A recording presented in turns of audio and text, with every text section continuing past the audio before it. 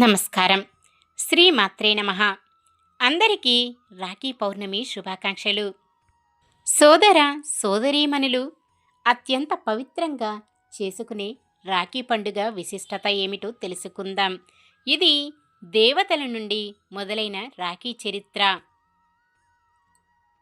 రాఖీ పౌర్ణమి, రక్షాబంధన్, రాఖీగా పిలువబడే ఈ పండుగ సోదర సోదరీమణులు అత్యంత పవిత్రంగా వారి బంధం పటిష్టంగా ఉండాలని జరుపుకుంటారు.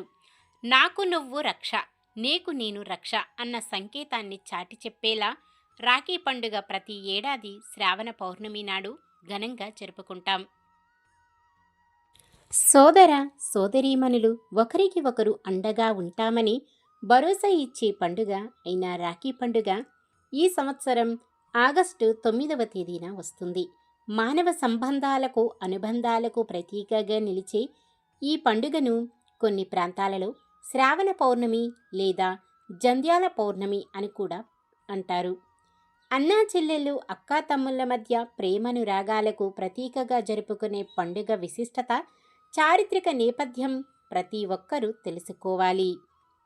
ఈ ఫాస్ట్ జనరేషన్లో తప్పకుండా తెలుసుకోవాలి.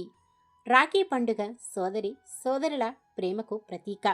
ఒకప్పుడు ఉత్తర పశ్చిమ భారతదేశాలలోని ప్రజలు మాత్రమే జరుపుకునే ఈ పండుగ ఇప్పుడు దేశవ్యాప్తంగా ప్రతి ఒక్కరూ జరుపుకుంటున్నారు.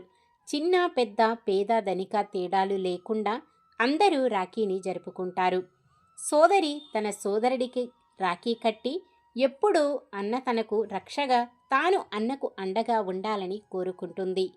సోదరి కట్టిన రక్షాబంధనాన్ని స్వీకరించిన అన్న తానెప్పుడు చెల్లెలికి రక్షగా ఉంటానని రాఖీ ద్వారా తెలియజేస్తాడు. రాఖీ పురాణ కథలు ఇలా ఉన్నాయి. ఇంతటి విశిష్టమైన రాఖీ పండుగను జరుపుకోవడం వెనుక ఎన్నో పురాణ కథలు, చారిత్రక నేపథ్యాలు ఉన్నాయి. పూర్వం దేవతలకు రాక్షసులకు మధ్య సాగిన భీకర యుద్ధం దాదాపు పుష్కర కాలం పాటు సాగింది. ఆ యుద్ధంలో ఓడిపోయిన దేవతల రాజు దేవేంద్రుడు అమరావతిలో తలదాచుకున్నాడట. భర్త నిస్సహాయతను చూసిన ఇంద్రాణి రాక్షసులను ఓడించడానికి తరుణోపాయం ఆలోచించింది. భర్త దేవేంద్రుడికి యుద్ధం చేయాలనే ఉత్సాహాన్ని కల్పించాలని సంకల్పిస్తుంది. ఇంకా ఉంది, నెక్స్ట్ పార్ట్లో తప్పకుండా చూడండి. ఈ వీడియో మీకు నచ్చితే లైక్ చేయండి. మన వాళ్ళందరికీ ఉపయోగపడవచ్చు, షేర్ చేయండి. మన ఛానల్ని ఎవరైనా సబ్స్క్రైబ్ చేసుకున్నట్లయితే ఇలాంటి మరెన్నో వీడియోస్ కోసం మన ఛానల్ని సబ్స్క్రైబ్ చేసుకోండి. పక్కనే ఉన్న బెల్ ఐకాన్ని క్లిక్ చేయండి.